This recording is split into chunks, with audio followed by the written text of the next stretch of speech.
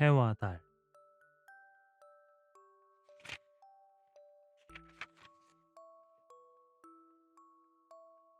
까마득히 멀고 먼 옛날 옛적, 호랑이가 말을 하고 담배 먹던 때의 이야기다. 아름드리 나무가 꽉 박아선 어느 심심산골에 한 과부가 어린 삼남매를 데리고 외롭게 살고 있었다.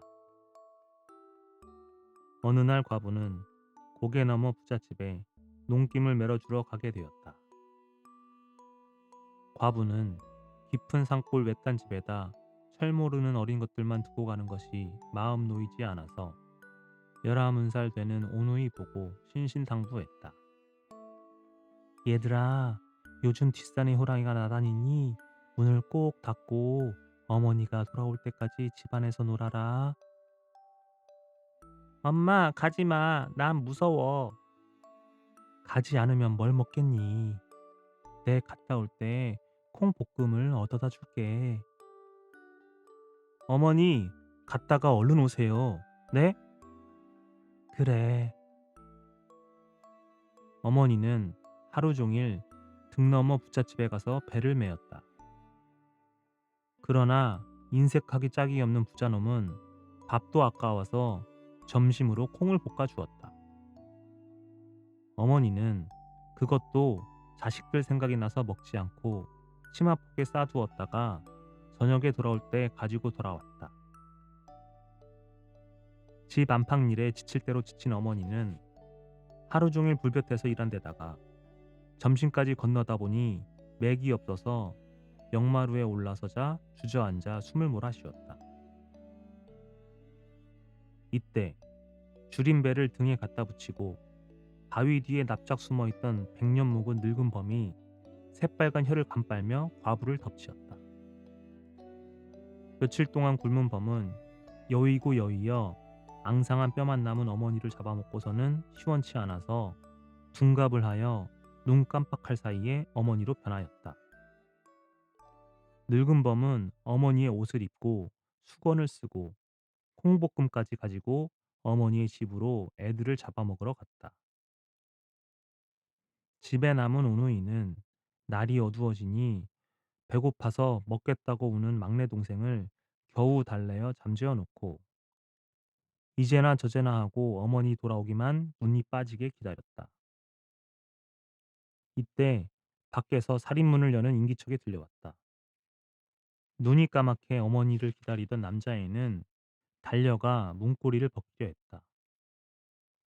그걸 본 누나는 동생의 손목을 잡고 그의 귀에다 대고 수군거렸다. 가만 있어봐. 어머님이 가실 때 뭐라고 했니? 뒷산에 늙은 범이 나다니니 조심하라고 하잔턴. 어머니가 오시면 문을 열라고 소리칠 거야. 문 밖에서 집안의 동정을 엿보던 능청스러운 범은 여자애의 말을 듣고는 목소리를 가다듬어 소리쳤다. 얘들아, 어머니가 왔다. 어서 문 열어라. 봐라, 내 말이 맞았지?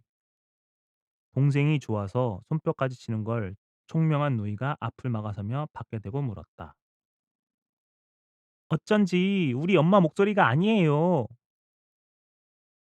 내가 하루 종일 겹을 연기에 쐬다 보니 목이 쉬어 그렇단다. 그것 봐. 엄마가 오는데? 누나, 문 열어줘. 가만 있어봐, 그럼. 누나가 뭘 물어보려는데 늙은 범이 콩볶음을 문구멍으로 들여밀었다. 자, 봐라. 내가 너희들이 좋아하는 고소한 콩볶음까지 가져왔다. 이래도 아니냐? 우리 엄마 손은 고운데 왜 이렇게 거칠거칠한가요? 원 애도 온종일 배를 매느라고 손에 풀이 묻어서 마르다 보니 이렇게 됐단다. 누나, 난 콩을 먹고 싶어 죽겠어. 남동생은 더는 참을 수 없어서 문을 열어주었다. 범은 집 안에 들어서자 콩볶음을 오누이에게 주고는 애기는 어디 있니? 하고 물었다. 방에서 자요. 얼마나 배가 고팠겠니? 네, 젖을 먹여야겠다. 범은 방으로 올라가더니 문을 닫았다. 배가 고팠던 오누이는 눈 깜짝할 사이에 콩볶음을 다 먹었으나 간에 기별도 안 갔다. 그런데 귀를 기울이니 방에서 오도독 오도독 콩 씹는 소리가 들려왔다. 엄마, 난 다 먹었어. 콩을 또 줘.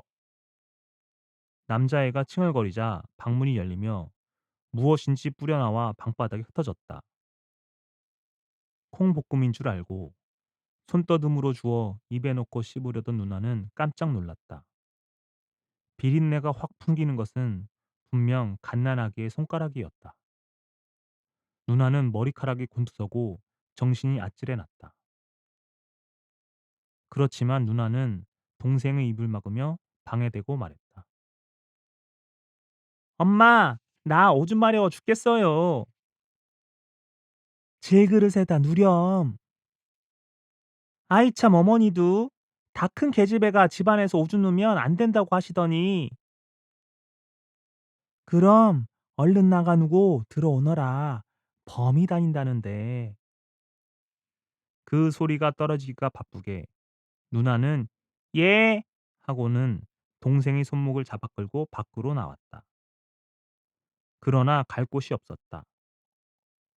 아무리 뛴다고 해도 날랜 호랑이를 당해낼 수 없고 숨는다고 해도 냄새 잘 맡는 호랑이를 속일 수 없었다. 속이 바싹바싹 타도 하소연할 데 없는 누나는 무별이 반짝이는 하늘을 쳐다보며 탄식하다가 우물 옆에 솟은 느티나무를 보았다. 그래서 동생을 목마 태워 올려보내고는 자기도 올라가서는 다시 동생을 끌어올리면서 나무 꼭대기까지 올라갔다. 그 사이에 갓난아기까지 개눈 감치듯 먹어버린 늙은 호랑이는 더는 기다리지 못해 그제야 속은 줄 알고 밖에 나와 얘들아 어디 있니? 하고 부르다가 대답이 없으니 어흥 하고 둔갑하여 범으로 되더니 눈에 불을 켜고 코를 벌름거리며 앞뒤로 샅샅이 찾았다. 그러는 걸 본 동생은 너무나 무서워 누나의 품에 얼굴을 묻고는 숨도 제대로 못 쉬었다. 사방으로 뛰어다니며 오누이를 찾던 범은 우물 속 안에 오누이가 있는 것을 보고 얼러다 못해 우물 안으로 들어가려고 맴돌이 쳤다. 이때 철없는 동생이 범이 노는 꼴이 우스워서 저도 모르게 키드득 웃었다. 그제서야 범은 느티나무 위에 올라앉은 오누이를 알아보고 두세 번이나 올리뛰고 가로 뛰어넘기를 해봤지만 너무나 높이 기어 올라가서 잡아먹을 수가 없었다. 범은 하는 수 없이 사정했다. 얘들아, 너희들은 어떻게 나무 위에 올라갔니? 참깨기름, 들깨기름 가져다가 쭉쭉 바르며 올라왔지요. 꽤 있는 누나가 속이며 말했다. 누나의 말을 들은 늙은 범은 집 안으로 들어가 기름이랑 기름은 몽땅 내다 바르고 오르려고 했다. 그러나 범의 발이 기름 바른 나무에 닿기만 하면 얼음 위에 박 밀리듯 미끄러워서 떨어지곤 하였다. 그 꼴을 바라보던 동생은 너무나도 어처구니가 없어 하하 웃으며 이 미련한 범아 도끼를 가져다 쾅쾅 찍으며 올라오면 되는 건데 그것도 몰라? 하고 골려준다는 것이 그만 나무에 오르는 방법을 대주고 말았다.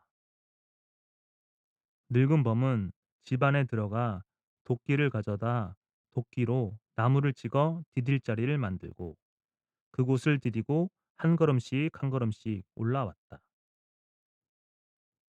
이제는 범의 숨쉬는 소리까지 들리었다. 영락없이 범의 밥이 되었다고 생각한 오누이는 서로 붙잡고 울었다. 하느님이시여 하느님, 의지가지할 데 없는 불쌍한 우리 오누이를 굽어 살펴 주옵소서.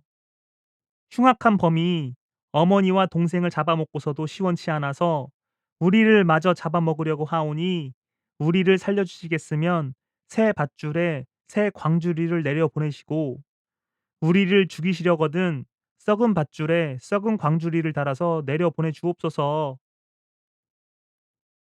그 소리를 듣던 호랑이는 흥 하고 콧방귀를 뀌며 더욱 힘을 써서 나무를 쾅쾅 찍으며 올라왔다.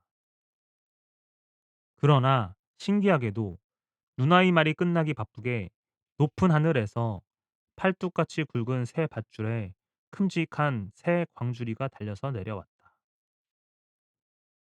오누이가 광주리에 앉자마자 광주리는 하늘 높이 오르더니 별들 속으로 사라졌다. 이것을 본 늙은 범은 닥쳤던 게 지붕 쳐다보듯 하다가 자기도 오누이처럼 빌었다.